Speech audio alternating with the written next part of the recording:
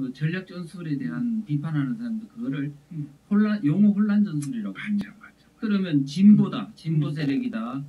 지금 어마어마하게 문제가 많죠. 그 다음에 민주주의다, 그 다음에 평화다, 뭐 이렇게 민족이다, 이런 모든 용어들이 다 포장이 되어 있습니다. 주민자치기본법에 보면요, 다 그런 용어들로 포장이 되어 있기 때문에 좋은 말은 다 같다. 다 같은 마치 마을민주주의다, 그다음 주민참여다, 그다음 직접민주주의다 이런 용어를 써가지고 마치 주민들이 혹하도록 만들어 놓고 세 번째 문 정권의 체제 허물은 입법들 눈뜨고 감시해야. 그러니까 지금 이걸 우리가 감시하지 아니하면 결국은 대한민국 체제를 우리는 북한으로 넘겨줘야 된다. 그런 뜻이죠. 네. 그다음에 이제 2장. 2장을 한번 보면 주민자치기본법 그 오랜 배경, 이게 뭐 하루아침에 만들어진 게 아니라 그렇죠. 이게 굉장히 중요해요. 한번 말씀해 주세요. 그 배경이 일부 사람들은 이 주민자치기본법을 보고 그 법만 보는 거예요. 그렇지. 법만 보니까 이 위험성을 파악을 못 해내는 겁니다. 그러면 이 법을 제대로 파악하려면 어떻게 해야 되냐면 오래전부터 이게 이제 마을 활동가들이 양성되고 마을 공동체 사업이 진행돼가는 저간의 과정들을 다 이해해야 이게 만들어지면 어떤 위험성이 있겠구나 할 수 있습니다. 그런데 이 어떤 마을 활동가가 양성되는 과정에 결정적인 역할을 한 사람이 있습니다. 박원순입니다. 박원순이가 언제 서울시장이 됐냐면 2011년도 10월 달에 된 거로 알고 보궐선거로 당선이 됐는데요. 되자마자 바로 2012년도부터 이제 본격적으로 이 성미산 마을이라고 있습니다. 마포의 성미산 마을을 그거를 모델을 이 서울시 전역으로 확대하기 위해 가지고 이 마을 공동체 사업 지원센터를 만들었어요. 그래가지고 그 서울시 예산으로 그 어떤 그 사회주의 공동체 마을의 모델인 성미산 마을을 서울 전역으로 확대했어요. 확대하고 그것이 결국은 지금은 전국 단위로 다 퍼져 있습니다. 그런데 세부적으로 보면은 제2장의 첫 번째 좌파 운동권의 지방 불뿌리 운동 확산 과정이다. 그렇죠. 이게 이제 박원순 이걸 말하는 거죠. 그것도 있고요. 그 다음에 그런 노력과 더불어 이 좌파 세력 자체가 또 경제 분야에서 예를 들면 협동조합 같은 거 있죠. 사회적 기업 이런 걸 통해 가지고 지금 서울시만 한 게 아니고요. 전국 단위의 좌파 자치단체장들이 그거를 지원함으로 인해 가지고 지금은 경제 구조, 하부 구조가 상당히 그들의 손안에 들어가 있고 그게 그물망 구조로 돼 있습니다. 제가 얼마 전에 그 책을 선전하는 걸 봤는데 제목이 박원순은 살아있다. 그런데 깜짝 놀라가지고 저 책 한번 구해봐서 박원순이가 안 죽었고 살아있는 줄 책 제목이 진짜 살아있는 줄 진짜 살아있는 줄 알고 그 어디가 살아있나 이제 북한을 도망갔나 해가지고 이제 내용을 하나 봤더니 박원순의 육체적 생명 여기 제목 나왔네요. 박원순은 살아있다. 저 책인데 내용을 알고 보니까 박원순이가 시장을 9년 하면서 그 해놓은 흔적과 일이죠. 이것은 박원순은 죽어도 그것은 살아있다. 그 뜻이더라고요. 그런데 그 중에 거기에 어떤 내용이 이제 그 제보가 되어 있냐면은 이번에 오세훈 시장으로 바뀌었잖아요. 바뀌어서 오세훈 시장이 가서 이제 현황 파악을 해봐야 됐답니다. 해봤더니 간첩 내지는 간첩 수준까지 거의 그 이념에 편향이 된 이런 사람들이 약 한 350을 구석구석 다 박아놨다. 이러한 그 흔적을 찾아냈다. 그런 내용을 보고 박원순이 참 머리 잘 돌아갑니다. 자기는 자살해 죽어도 자기가 만들어 놓은 것은 계속 움직여간다. 그런 뜻인 것 같은데 거기에 내가 좀 부연 설명을 드리면요. 박원순 그 서울시장이 전에 이런 말을 했죠. 자유민주주의는 사상의 자유가 있다. 맞아요. 그렇기 때문에 공산주의 사회주의를 허용해야 진짜 자유민주주의다. 그래가지고 실제 여러분들 생각에 헌법 개정을 할 때요 자유자 뺐다고 막 성질 냈잖아요. 근데 자유자 있어도 아무 상관없어요. 네. 그 자유를 넣어도 사회주의 공산주의를 그냥 허용하는 시스템으로 다 만들어 놨기 때문에 어쨌든 그건 그렇고 그 사람은 지금 그 그다음에 사람은 제가 하나만 더 네. 하면은 지금 말하려고 하는 게 이제 그게 아니고요. 음. 지금 박원순 서울시장이 음. 뭐를 활용해 가지고 지금 이 조직을 좌파 경제 조직을 확대했냐면 이명박 대통령이 만든 그 2012년 대선이 있었죠. 그때 12월 1일 날 협동조합 기본법이라는 걸 통과시켜줬어요. 그랬더니 좌파 단체에서 너무너무 좋아하는 거예요. 앞으로 100년 뒤에 이명박 대통령은 가장 위대한 대통령으로 남을 것이다. 이유는 협동조합법을 통과시켜줬기 때문에 이렇게 말할 정도였어요. 아니나 다를까 박원순 시장이 그걸 가지고 그 협동조합을 만들기 위한 운동에 나서 가지고 1년 안에 1000개를 만들겠다 서울시에. 그 다음에 앞으로 10년 내에 8000개를 만들겠다고 선언을 했습니다. 그 이후에 전국으로 퍼져가지고 협동조합이 지금 아마 그들의 경제적 생태계를 아마 그렇게 다 만들어. 그게 거의 좌파단체죠. 그렇죠, 당연히. 그리고 저 희망 제작소, 희망 제작소, 아름다운 재단, 아름다운 가게. 삼성이 기부한 뭐 8천억, 7천억, 그렇죠, 8천억. 그런 데서 돈 다 써버리고 이번에 서울시 예산 중에서 그런 좌파 시민단체를 지원하는 7천억을 지원했죠. 그렇죠. 오세훈 시장이 이제 거기에 대해서 점검에 들어갔는데 결국은 그런 짓을 전국으로 계속 하겠다 그런 뜻이었죠. 그 다음에 교육 공동체도 만들어가 퍼뜨리고 혁신학교라고 그 다음에 이런저런 식으로 교육 공동체, 경제 공동체, 사회 공동체 이런 모든 것들을 다 확산해 놓은 상황에서 주민자치기본법이 만들어지면 어떻게 될 것까요? 그 여기 두 번째 보니까 2장 두 번째 마을 공동체, 경제 공동체, 교육 공동체, 실험과 그 결합 이렇게 돼 있거든요. 이게 바로 이제 그 얘기죠. 세 번째 더불어민주당의 사회주의 성향의 헌법 개정 추진. 헌법을 개정하다 안 되니까 이걸로 바꿔서. 그래서 지금 헌법 그러니까 우리가 가장 좋은 방법은 체제를 바꾸는 방법, 헌법 바꾸는 방법. 그렇지. 헌법 바꾸면 산하에 있는 모든 법률과 조례는 싹 다 바뀌니까 한 방에 그냥 원샷으로 끝나는 겁니다. 그랬는데 지금 이제 그게 안 되기 때문에 우회로를 했는데 제가 볼 때는 헌법의 개정에 버금가는 체제 바꾸기에 유용한 것이 바로 지금 현재 주민자치기본법입니다. 체제 바꾸는 거 1단계가 용어 바꾸는 거 아닙니까? 용어 바꾸는 거. 그래서 멀쩡한 좋은 용어 대한민국 국민 얼마나 좋습니까?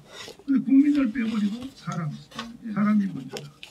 그 다음에 뭐 애국가 바꾸는 거, 뭐 애국가를 그 다음에 또 대표적인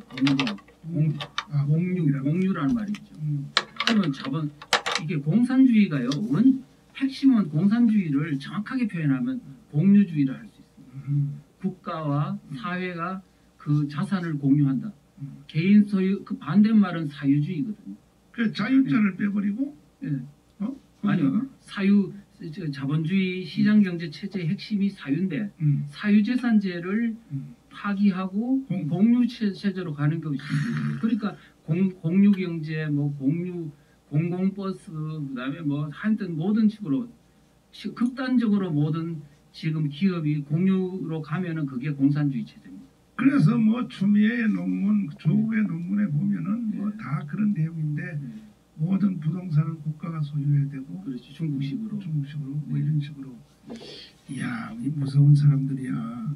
4번째, 문 정권의 지방 분권 준비 과정. 자, 지방 분권 이게 결국은 낮은 단계 연방제가 했다는 얘기죠. 그런데 지금 이제 낮은 단계 연방제 가려니까 상당히 저항이 있겠죠. 그렇죠. 그다음 또 해야 될 게 그 전 단계에서 헌법을 바꿔야 돼요.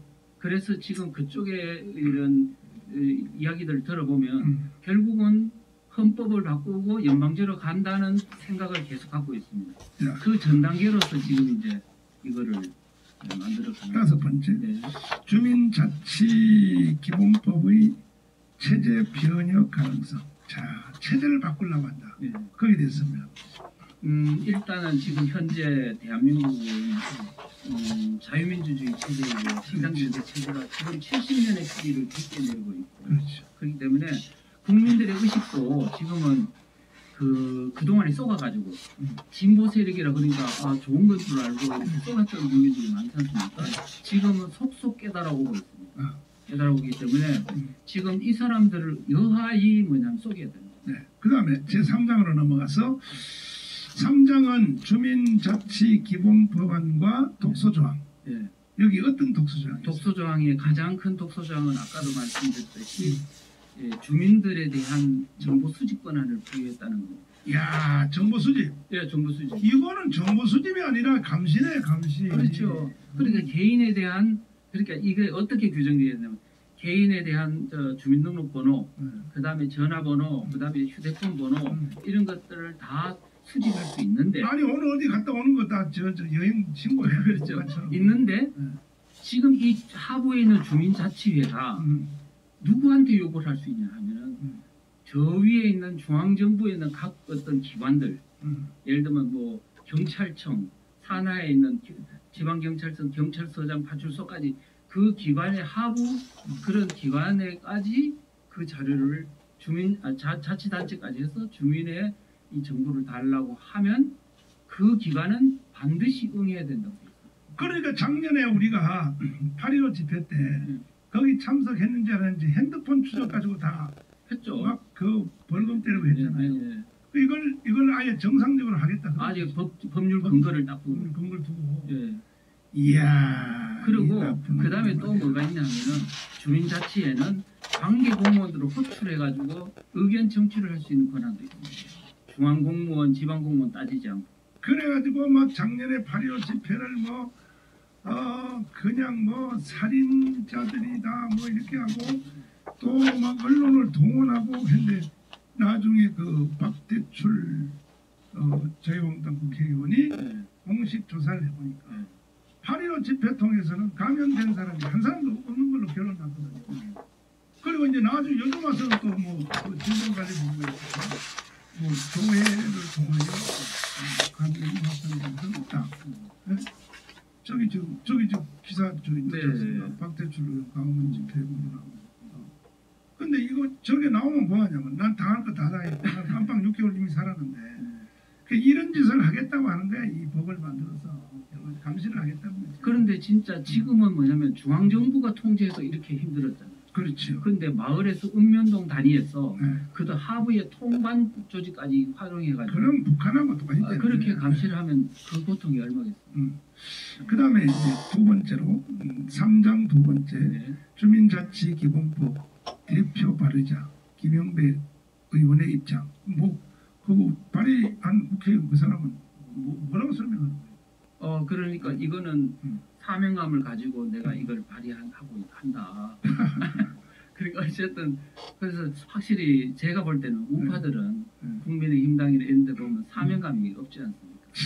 그런데 그쪽에서는 아무리 힘들고 저항이 반드시 있을 것이다. 그럼에도 불구하고 이 법률을 통과시키도록 노력하겠다. 3번, 네, 3번 주민자치기본법의 주요 내용과 독소 조항들. 주요 내용, 기본법의 주요 내용. 이 앞에 설명이 되는데 네. 그 다음에 제4장 주민자치기본법 다시 묻는다는 주제로 1번 자유민주주의 체제를 해체하는 힘. 해체된다고 보는 거죠. 네, 그 한번 설명해. 예, 지금 자유민주 체제는 중앙정부 차원에서도 지금 많이 붕괴가 돼 있습니다.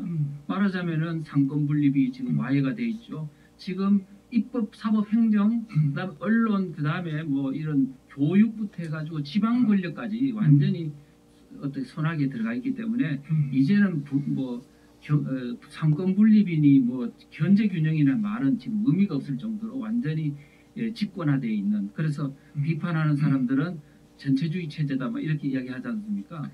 지금 이런 상황인데 지금 거기다가 지금 주민자치회가 하부에서 이 강력하게 당겨버리면 어떤 문제가 있냐면 현재 있는 지방자치단체가 있잖아요. 그게 우리 국민의 투표로 이제 선출되는 대의제 민주주의, 그게 자유민주주의 시스템이거든요. 시스템이 이 어떤 하부 구조에 의해 가지고 와해될 수가 있습니다.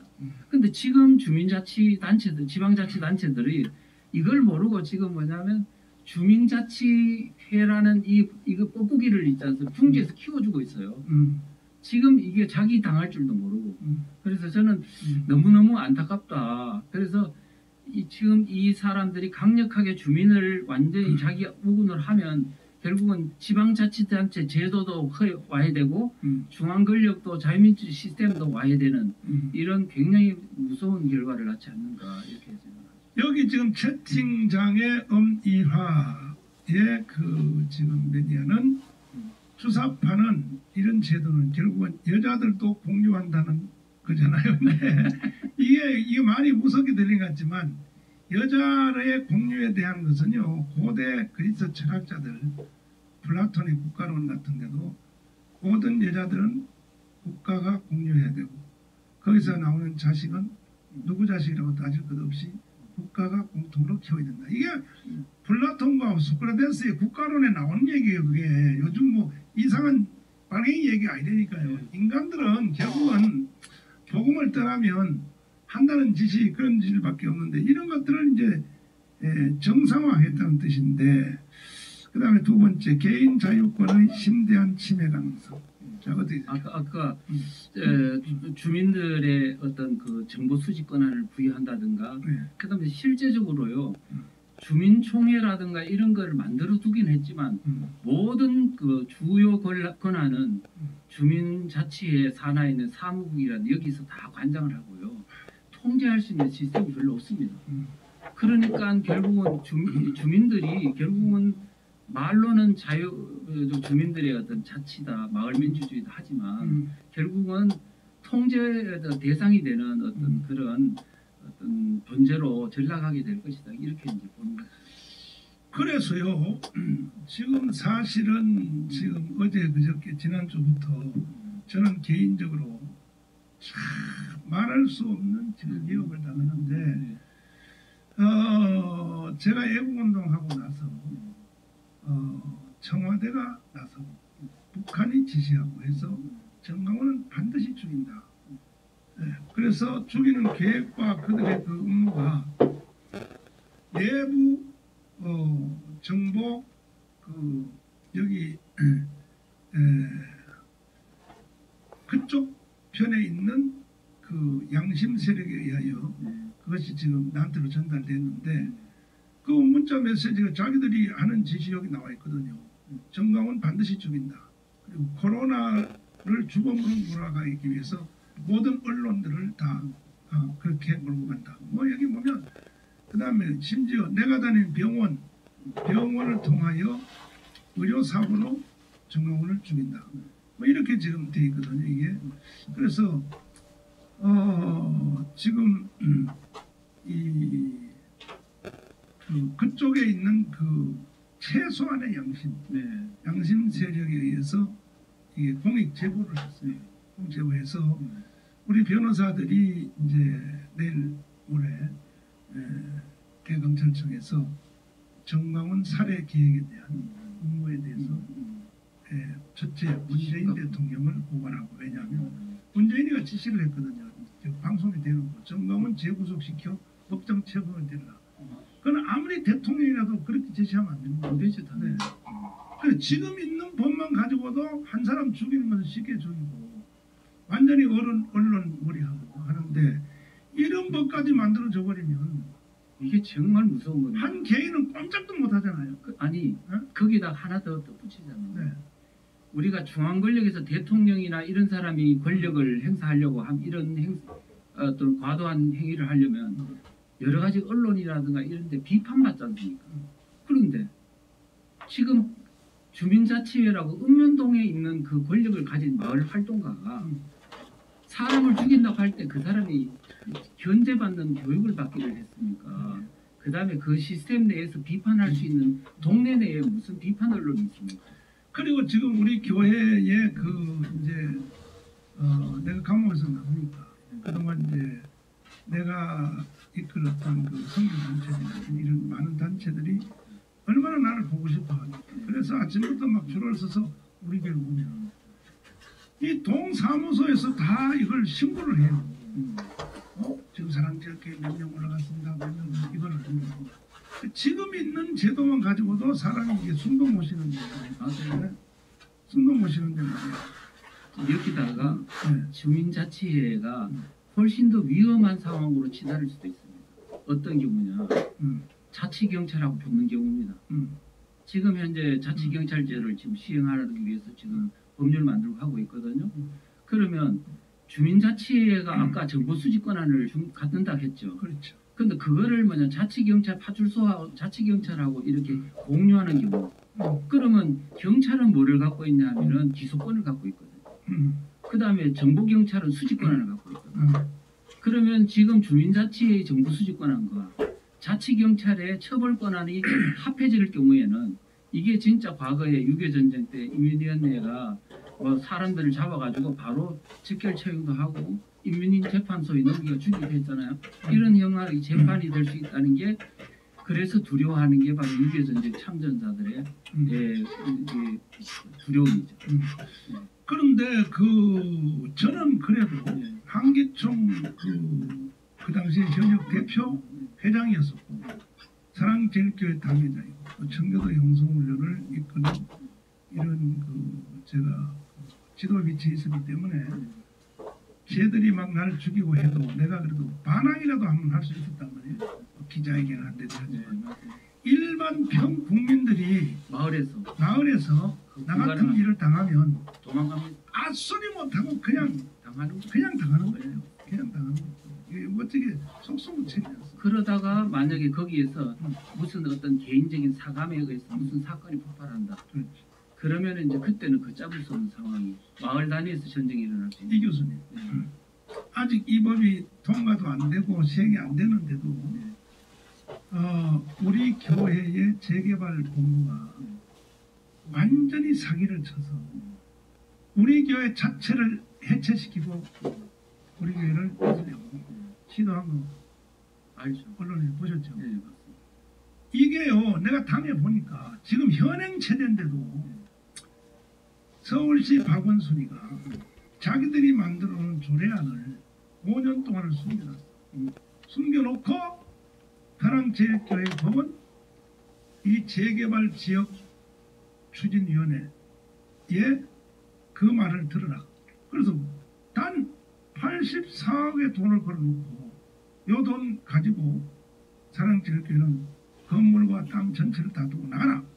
이렇게 법원도 그렇게 판정을 했어요. 판정을 해가지고 앗소리 못하게 우리는 쫓겨날 판이었었는데 이 재판 과정에서 고등법원에 1심에서는 뭐 그대로 판결이 됐어요.